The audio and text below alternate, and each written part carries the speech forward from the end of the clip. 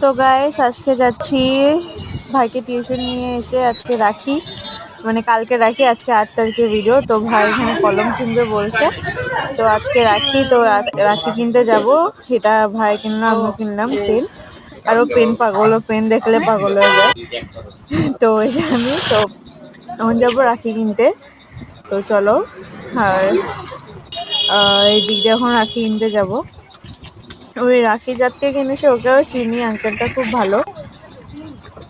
তো এই যে রাখি কিনতে এসে গেছি, এই যে।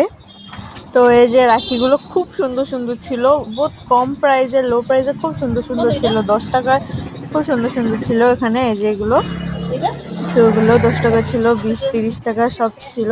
তো ওখান থেকে দুটো রাখি কিনেছি। আর এত সুন্দর লাগছিল মিষ্টিগুলো।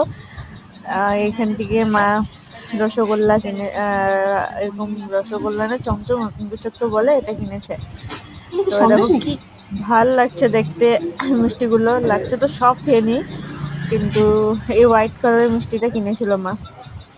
তো খুব সুন্দর লাগছিল মিষ্টিগুলো দেখতে। তো এই যে নিয়ে নিলাম মিষ্টি। ওখানে আমরা যাচ্ছি ঘরে। আর এদিকে একটা শিব মন্দির দেখাবো, ওটা খুব ভালো, মানে শিব পূজা হলে তো এখানে থাকাই যায় না, এত ভিড়।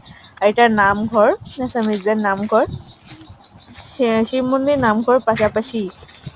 তারপরে আকাশটা